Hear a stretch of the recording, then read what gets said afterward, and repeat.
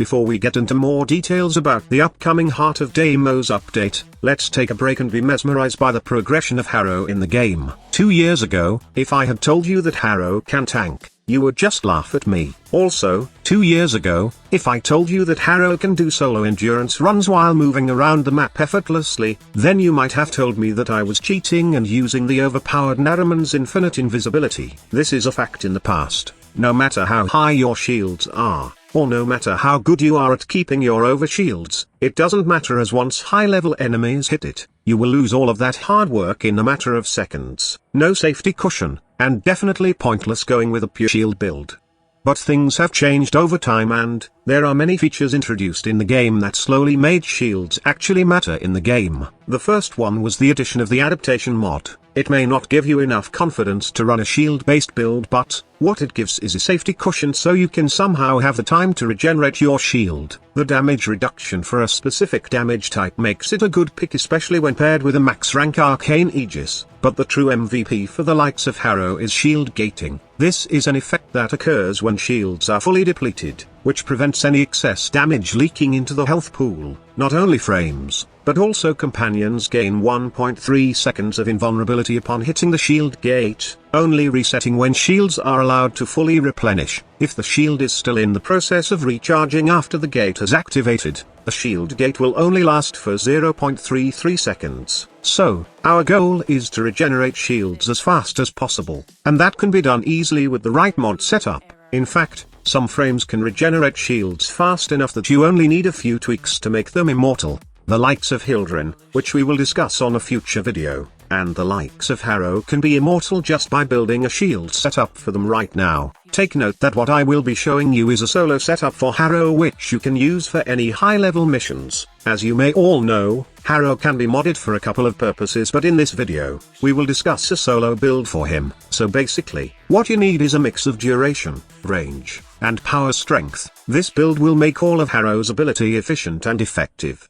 He can condemn a group of enemies, can benefit a lot from both Penance and Thurible, and will be able to use Covenant for both safety and increase in critical damage. Also, be sure to have natural talent so you will have a faster casting speed for all his abilities. Lastly, add lots of shields on your build with redirection and primed vigor, and then, finish the build with both adaptation and primed sure-footed. Adaptation is obvious, and you want this on your build because it does work with shield, and the damage reduction from a specific damage type will allow you to regain your shield back faster than the enemy damaging it, while primed sure-footed will give you 100% knockdown resistance, which is very helpful especially against high-level enemies. The build alone will give you a lot of survivability because of the shield gating and as well as the lifesteal you have on Penance. But, if you want your Harrow to be truly unkillable, then I suggest you try the Assassin's Dagger of Immortality, Rakta Dark Dagger. This dagger will ensure that you will have overshield always and constantly benefit from the shield gating mechanic.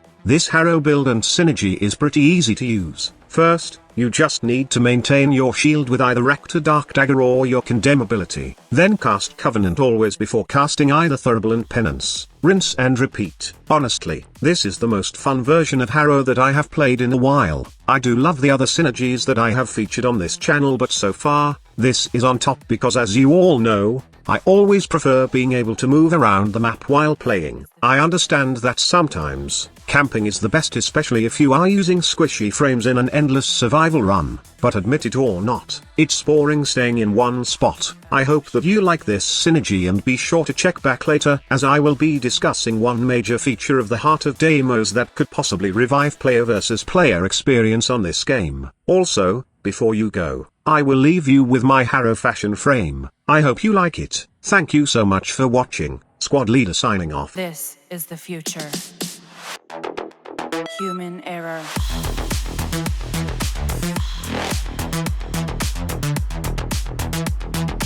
Evolution.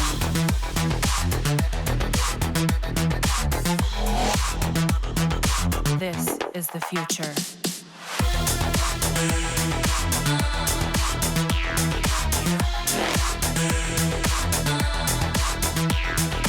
Evolution.